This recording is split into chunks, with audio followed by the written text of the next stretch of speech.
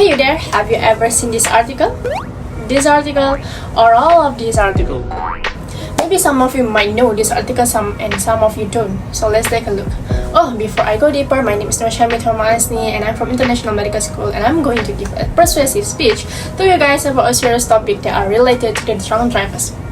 When you heard about the drunk drivers, some of you guys might imagine the accidents that happens due to the carelessness of the drunk drivers, or maybe some of you might think about the penalties given to them are quite unfair to those people who lost one of their family members due to the accidents.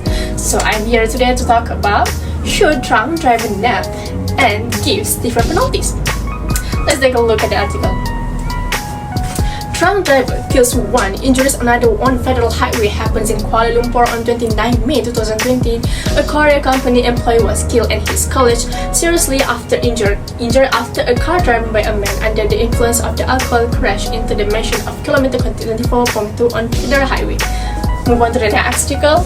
Drunk driver crashed car accidents in Ampang Jaya shop worker injured.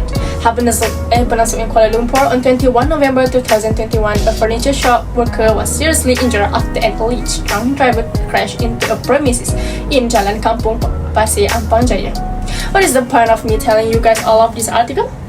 I want to tell you guys that the drunk driver should be punished fairly enough so that the chances of getting more road accidents due to the drunk driver can be lessened. Why?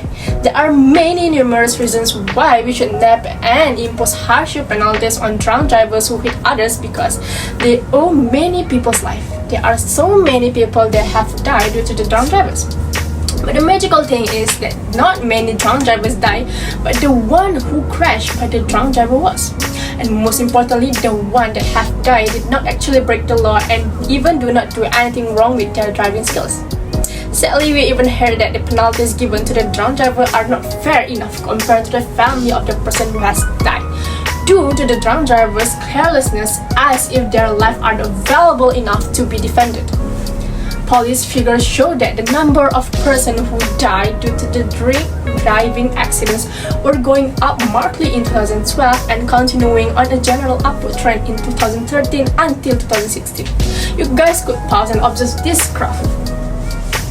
From the same Transport Ministry data, drink driving accidents were also shown to have resulted in 529 individuals being seriously injured from 2011 until 2018 and 595 suffering minor injuries during the same 8-year period.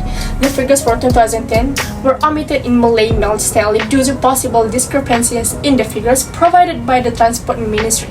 In other words, around 2,281 individuals were affected by drink driving accidents in Malaysia from 2011 until 2018, with about half of them dying and about half of them either suffering serious or minor injuries. This is the graph showing number of persons who were injured or died from drink driving accidents in Malaysia in 2010 until 2018. On average, 132 people are killed annually, or 1 person is killed in drink driving related accident every 3 days. It was reported that the World Health Organization even marked Malaysia as one of the 35 nations with a high rate of drink driving accidents. But when it comes to the drink driving specifically, it is not identified as the top cause of the fatal road accidents based on the official data published on the Malaysian government open data.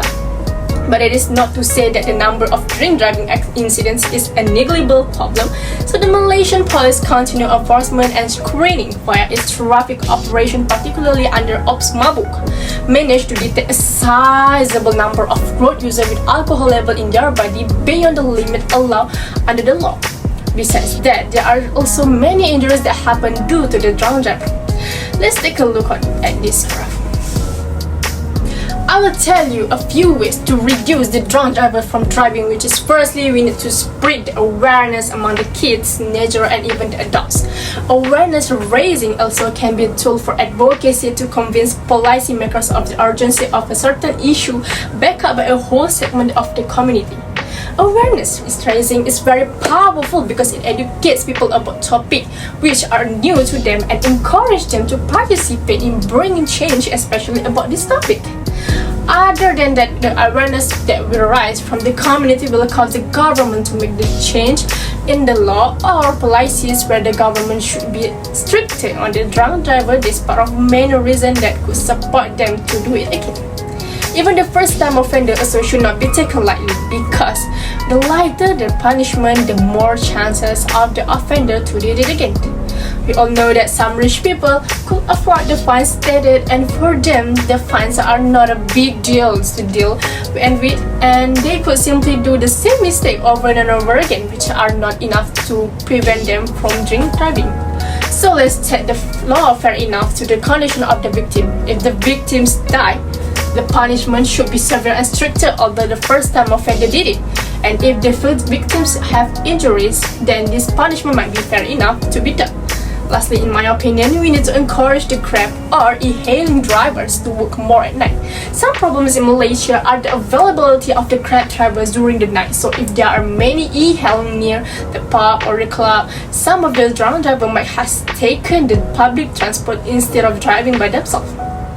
Every club and pub also should have some sort of security that could monitor the gate, so that they could monitor the condition of anyone who out from the bar, so that they could call any e-hailing or Grab drivers to prevent them from driving by themselves. Hence, I think that we should nab the drunk driver instead of giving them fines, and also give them stiffer penalties to prevent the lightning to strike twice at the same place. That is all from me. Thank you for watching. Before I end this video, I would like to include the references throughout my video. Thank you.